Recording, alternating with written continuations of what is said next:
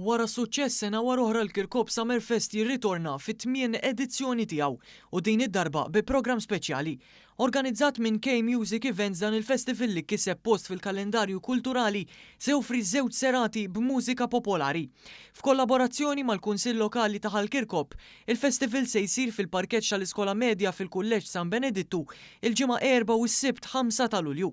Idħulu b'xejn iżda volontieri mill-Fondazzjoni Inspire se jiġbru donazzjonijiet bris il-ħidma tagħha ma' persuni vulnerabbli. Il-Ministru għall-Kultura, l-Artijiet u l-Gvern Lokali Owen Bonnici u l-Ministru għall-Volontarjat Giulia Farrugia innutaw kif avvenimenti bħal Kirkop Summer Fest ma jiġrux b'kombinazzjoni jew waħedhom, iżda jsiru frott ta' ħidma u imħabba lejn il-komunità u jħallu ħafna ġid. Tħabbar li fl-ewwel ġurnata tal-festival id-DJs Sharon u Zrinz jiftħu is-serata u mbagħad jitla fuq il-palk Jeff Dingle meqjus bħala l-aqwa tribute artist ta' Bruno Mars fir-Renju Unit.